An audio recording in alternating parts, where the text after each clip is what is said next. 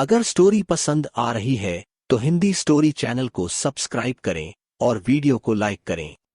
Episode 199 Sujoy की engagement. Latika जी की नजरों ने उसकी नजरों का पीछा किया और वो समझ गई कि लैला ने जेनी और सुजॉय को देख लिया है।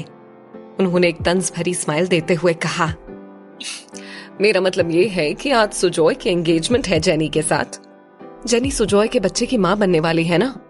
और जैसे ही सुजॉय को एक खबर मिली वो इतना एक्साइटेड हो गया तो मैंने भी कह दिया कि अब जब तुम दोनों के बीच बातें इतनी आगे बढ़ ही चुकी हैं तो इस रिश्ते को क्यों ना एक वैलिड नाम दे दिया जाए। बस फिर क्या था, हमने तय किया कि एंगेजमेंट तो कर ही देनी चाहिए दोनों की।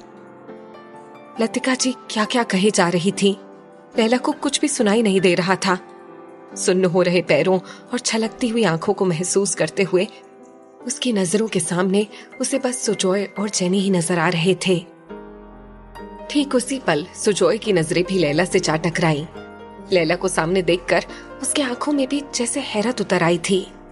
वो जैसे किसी सम्मोहन में बंधा तेजी से हॉल के दरवाजे की तरफ बढ़ने लगा।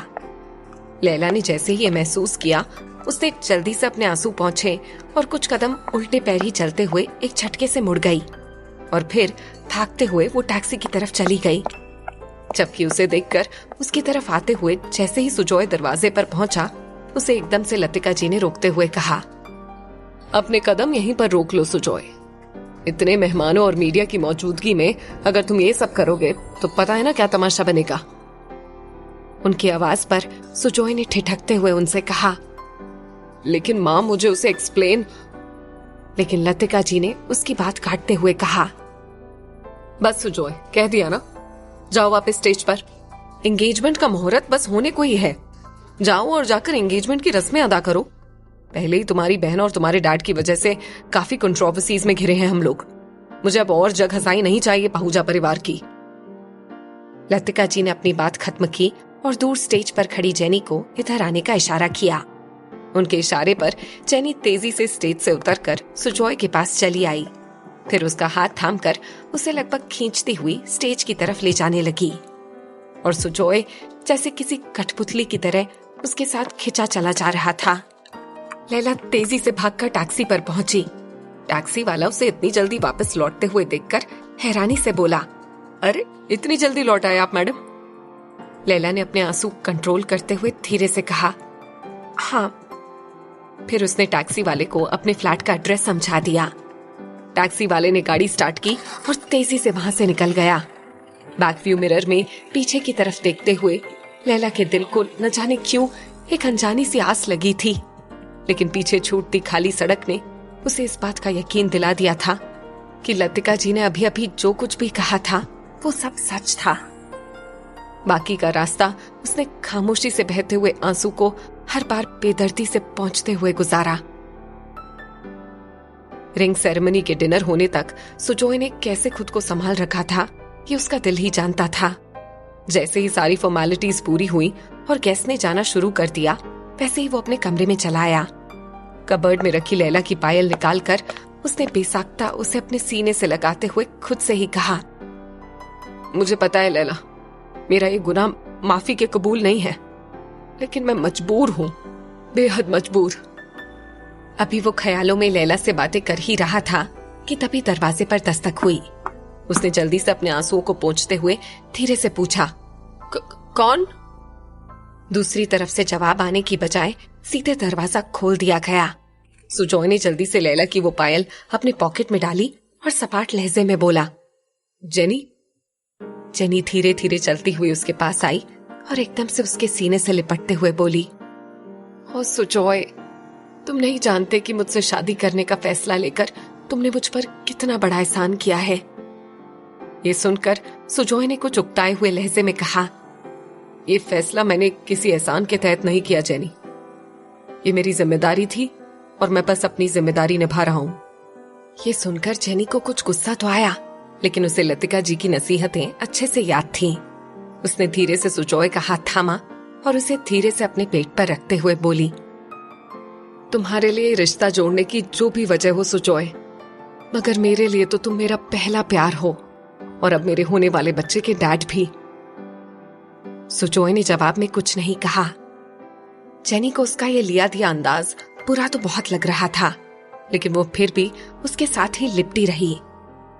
कुछ पलों तक वैसे ही रहने के बाद सुजॉय ने धीरे से खुद को उससे छुड़ाते हुए कहा, मैं बाहर देखकर आता हूं। और फिर इतना कहकर वो जेनी का रिएक्शन देखे बिना ही वहां से बाहर की तरफ बढ़ गया। अभी उसने दरवाजा खोला ही था कि सामने लतिका जी को खड़े देखा। लतिका जी ने अंदर झांकते हुए जेनी को देखा और फिर बोली, ओ, तुम दोनों यहीं हो? सुजॉय ने उनका सवाल अनसुना करते हुए कहा, मैं जरा बाहर देखकर आता हूं। कहकर वो तेजी से आगे बढ़ गया। उसके जाते ही लतिका जी ने अंदर आते हुए जेनी से कहा, अब तो खुश हो ना? जेनी ने उन्हें गले से लगाते हुए कहा, सिर्फ खुश? बहुत खुश हूं लतिका आंटी, बहुत खुश। मेरे बचपन का सपना पूरा कर दिया आपने। Thank you so much. Latika ji ने जल्दी से उससे खुद को छुड़ाते हुए कहा, बस बस, ज्यादा बटरिंग की जरूरत नहीं है। तब जेनी ने उनसे दूर होते हुए कहा, हाँ हाँ, मुझे भी अच्छे से पता है कि ये सब आपने मेरे लिए नहीं किया। आप उस लैला के साए से भी अपने बेटे को दूर रखना चाहती थी, बस इसीलिए आपने इस बच्चे के साथ साथ मुझे भी एक्सेप्ट कर लिया है। जेनी की बात सुनते ही लतिका जी के चेहरे पर एक मक्कारी भरी मुस्कुराहट बिखर गई थी। उन्होंने जेनी को गौर से देखते हुए कहा, क्या फर्क पड़ता है कि इसके रीजंस क्या क्या है? तुम्हारी बरसों की ख्वाहिश पूरी हो गई, ये काफी नहीं है तुम्हारे लिए? तब जेनी ने भी उसी तरह मुस्कुराते हुए कहा, बिल्कुल है लतिका आंटी, मैं तो आपकी बहुत बहुत थैंकफुल हूँ। तब लतिका जी ने वापस दरवाजे की तरफ मुड़ते हुए कहा, अच्छा, अब मैं नीचे जाती हूँ, तुम भी आओ, कुछ गेस्ट अभी भी रुके हुए हैं। कहकर वो वहां से चली गई, जबकि जेनी ने उनके जाने के बाद दरवाजा बंद किया और एकदम से सुजॉय के बेड पर औंधी गिर गई। उसने बेड पर हाथ फेरते हुए कहा, बस कुछ दिन का इंतजार और सुजॉय फिर इस कमरे में, इस बेड पर, इस कमरे की एक एक चीज पर मेरा ही हक होगा, और तुम पर भी। कहते हुए उसकी आंखों में एक अजीब तरह की खुमारी सी उतर आई थी। लैला ने अपने फ्लैट का डोरबेल बजाया तो मारिया ने दरवाजा खोला। लैला ने उसे अपने आने के बारे में पहले ही इन्फॉर्म कर दिया था। मारिया एकदम से उससे लिपटते हुए बोली, वेलकम बैक मैम, बहुत मिस किया आपको। तब लैला ने भी जबरन मुस्कुराते हुए कहा, मैंने भी आप सबको बहुत याद किया मारिया। मारिया धीरे से उससे अलग हुई और उसके हाथ से बैग लेते हुए अंदर कमरे की तरफ बढ़ते हुए बोली, सुजॉय साहब से मिली आप? मारिया ने इसलिए सवाल किया क्योंकि उसे फ्लाइट अराइवल का शेड्यूल पता था, लेकिन मारिया का ये सवाल जैसे उसे एक बार फिर से पाहुजा मैंशन का वो सीन याद दिला गया था। उसने अपने आंसुओं को रोकते हुए सपाट लहजे में कहा, हाँ, पहले पाहुजा मैंशन ही गई थी मैं। ये सुनते ही मारिया के होठों पर एक प्यारी सी स्माइल बिखर गई और उसने लैला के सामने बैठते हुए कहा, मुझे पता ही था, आपने सर को अपना जवाब दिया। ये सुनकर लैला ने गहरी सांस भरी और कहा, नहीं, सुजॉय साहब बिजी थे बहुत, तो उनसे बात ही नहीं हो पाई। ऐसे क्या बिजी थे? मारिया को अब लैला की बातें और उसका लहजा कुछ अजीब सा महसूस होने लगा था। लैला ने लापरवाही से जवाब दिया, आज एंगेजमेंट थी ना उनकी जेनी के साथ।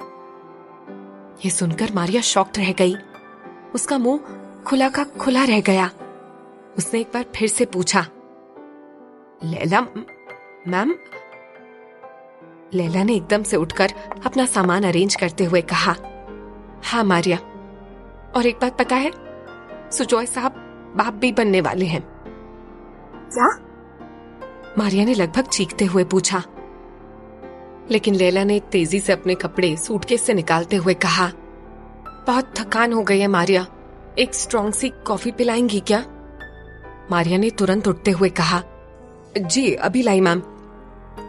लैला तेजी से हाथ चलाते हुए अपने सारे कपड़े वापस कबर्ड में रखती जा रही थी। कुछ ही देर में जब मारिया कॉफी बनाकर लौटी तो उसे इतनी तेजी से सब निपटाते हुए देखकर कहा, आप इतना थक कर आई हैं मैम, रेस्ट कीजिए ना, मैं करती हूँ ना सब अरेंज। लेकिन लैला ने उसे मना करते हुए कहा, नहीं मारिया, मैं करती हूँ ना। फिर उसने अपने माथे पर एक चपत लगाते हुए कहा, ओ, मुझे तो सुहाना को भी अपने आने का इन्फॉर्म करना था। कहते हुए उसने एक हाथ में कॉफी का मग थामे हुए ही अगर स्टोरी पसंद आ रही है तो हिंदी स्टोरी चैनल को सब्सक्राइब करें और वीडियो को लाइक करें। कॉर्डलेस उठाया और बेड पर आ गई। फिर उसने सुहाना का नंबर डायल किया। मारिया उसके सामने खामोश बैठी उसकी एक एक हरकत नोट किए जा रही थी। उसे अच्छी तरह से महसूस हो रहा था कि लैला ने इस वक्त खुद को इस तरह से बिजी क्यों कर रखा है। उसकी आंखों में लैला के लिए फिक्र उभर आई थी, जबकि उधर सुहाना ने कॉल उठा लिया था। लैला की आवाज सुनकर उसने एकदम से चहकते हुए कहा, ओ लैला, तुम वापस आ गई? लेकिन ये कहते ही जैसे अगले ही पल सुहाना का लहजा एकदम से ठंडा पड़ गया। लैला ने उसके जवाब में कहा, हाँ, अब बताओ शूटिंग कब से शुरू हो रही है? सुहाना ने धीरे से जवाब दिया, जब से तुम कहो। तब लैला ने कहा, जितनी जल्दी हो सके। सुहाना को उसका बिहेवियर कुछ अजीब सा लग रहा था। उसने कुछ कंफ्यूज्ड अंदाज में कहा, तुम ठीक हो? सुहाना का ये सवाल था कि लैला की आवाज भर्रा सी गई। हाँ सुहाना, मैं बिल्कुल ठीक हूँ, मुझे क्या होना है? और यही वो पल था जब सुहाना को समझ में आ गया कि लैला को सुजॉय के एंगेजमेंट की खबर मिल चुकी है। उसने धीरे से कहा, सब कुछ इतनी जल्दी में हुआ लैला कि मैं तुम्हें इन्फॉर्म भी नहीं कर सकी। लैला ने एक तंज भरी हंसी हंसते हुए कहा, तो क्या हुआ? मुद्दे की बात तो ये है सुहाना कि अगर मुझे इसकी इन्फॉर्मेशन मिल भी जाती पहले से तो भी मैं क्या ही करती। ये जो कुछ भी हुआ मेरे जान लेने से रुक तो नहीं जाता ना। खैर छोड़ो ये सब, जब शूटिंग का फिक्स हो जाए तो मुझे इन्फॉर्म कर देना। और हाँ, माया को कहना कि जितनी जल्दी हो सके मैं काम शुरू करना चाहती हूँ। सुहाना ने कहा, मैं कल माया से बात करके बताती हूँ तुम्हें। लैला ने ओके कहकर कॉल डिस्कनेक्ट कर दिया और फिर जल्दी से मारिया से बोली, यूनियन की क्या अपडेट्स है मारिया? उसे इस तरह एक के बाद एक काम निपटाते हुए देखकर मारिया एकदम से उसके सामने आई और उसके कंधे को थामकर उसे झंझोड़ते हुए बोली, बस कीजिए मैम, बस कीजिए, खुद को थोड़ा आराम करने दीजिए, ऐसे नहीं संभाला जाता खुद को। लेकिन लैला ने खुद को छुड़ाते हुए कहा, क्यों आराम क्यों करना है मुझे? लंदन में उतने दिन शूटिंग के बाद तो आराम ही किया है ना, इसीलिए अब खूब काम करना है। लेकिन मारिया ने एकटक उसकी आंखों में देखते हुए कहा, खुद को संभालिए मैम, मगर ऐसे वियर्ड बिहेव करके नहीं। मारिया का इतना कहना था कि लैला के जब्त के सारे बांध टूट से गए। उसने एकदम से फफक फफक कर रोना शुरू कर दिया। मारिया ने उसे गले से लगाकर हल्के हल्के उसकी पीठ सहलानी शुरू कर दी थी। लैला ऐसे फट कर रो रही थी जैसे कि आज उसने किसी अपने को खो दिया हो। उसे इस तरह रोता हुआ देखकर मारिया की आंखें भी भर आई थी। लैला के कानों में कबीर की बातें गूंज रही थी। कई बार ऐसा होता है कि हम सामने आए हुए मौके को इसीलिए छोड़ देते हैं कि हमें लगता है कि ये मौका हमारे पास से कहां ही चला जाएगा, लेकिन हकीकत इससे काफी अलग होती है लैला। कभी कभी कुछ मौके हमारे हाथ से ऐसे छूट जाते हैं जैसे कि वो कभी हमारे लिए थे ही नहीं। लैला को मारिया के गले से लगकर रोते हुए न जाने कितनी ही देर हो चुकी थी। जब मारिया ने देखा कि वो रोती ही जा रही है, तब उसने धीरे से उसे खुद से अलग करते हुए कहा, अब चुप हो जाइए मैम, मैं आपके लिए डिनर लेकर आती हूँ। लेकिन लैला ने उसका हाथ थामकर उसे रोकते हुए कहा, मुझे भूख नहीं है मारिया, मैं अब सोऊंगी। अभी मारिया कुछ कहने ही वाली थी कि तभी डोरबेल बज उठी। मारिया ने देखा तो 12:30 बज रहे थे। मैं देखती हूँ, कहकर वो मेन डोर के पास आ गई। उसने व्यूइंग ग्लास से झांक कर देखा तो सामने सुजॉय खड़ा था। मारिया को एक अजीब सी उलझन ने आ घेरा। वो तय नहीं कर पा रही थी कि उसे अभी दरवाजा खोलना चाहिए या नहीं। न जाने लैला इसका क्या असर लेती। अभी वो सोच ही रही थी कि तभी बाहर से सुजॉय की दबी दबी सी आवाज आई, एक बार दरवाजा खोलो मारिया, मुझे लैला से कुछ जरूरी बात करनी है। मारिया ने सुनते ही कुछ सोचकर दरवाजा खोल दिया। सुजॉय तेजी से अंदर चला आया और सीधे लैला के कमरे में घुस गया। लैला अपने बेड पर बैठी हुई थी।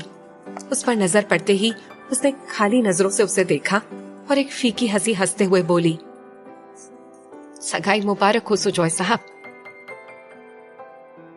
क्या सुजॉय समझा पाएगा लैला को कि आखिर उसने जेनी से एंगेजमेंट का फैसला क्यों लिया? हिंदी स्टोरी चैनल को सब्सक्राइब करें।